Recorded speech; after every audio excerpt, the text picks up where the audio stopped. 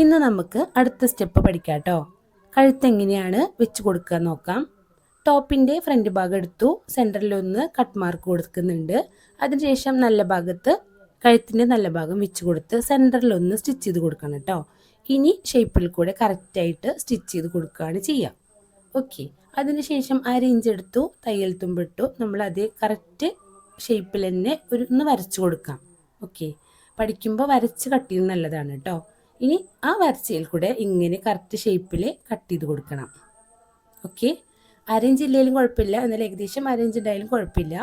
നമുക്ക് ഇങ്ങനെ ചെറിയ ചെറിയ കട്ട് മാർക്ക് കൊടുക്കുന്നത് കഴുത്ത് ഫിനിഷിങ് കിട്ടാനാണ് കേട്ടോ. ഉള്ളിലോട്ട് മറിച്ച് കൊടുക്കുമ്പോൾ നല്ല ഭംഗിയായിട്ട് കിട്ടാനാണ് ഇങ്ങനെ 1/2 ഇഞ്ച് ഇടവിട്ട് ഒന്നിങ്ങനെ കട്ട് മാർക്ക് കൊടുക്കാം. ഇനി നമുക്ക് ഉള്ളിലോട്ട് മറിച്ച് കൊടുക്കാം. കഴുത്തിൻ്റെ സ്റ്റെപ്പ് കഴിഞ്ഞു കേട്ടോ. ഫ്രണ്ട് ഭാഗം ഫിനിഷിങ് ചെയ്തു, കഴുത്ത് നമുക്ക് അടിപൊളിയായിട്ട് കിട്ടിയിട്ടുണ്ട്. ഇനി ഒന്നുകിൽ നമുക്ക് അയൺ ചെയ്ത് കൊടുക്കാം, അല്ലെങ്കിൽ ടോപ്പ് സ്റ്റിച്ച് കൊടുക്കാം, മേലെ ഒരു സ്റ്റിച്ച് കൊടുക്കാം. ഓക്കെ, ഇത്രയേ ഉള്ളൂ. അപ്പോൾ നമുക്ക് അടുത്ത വീഡിയോ കാണുമായിരിക്കും. ഓക്കെ.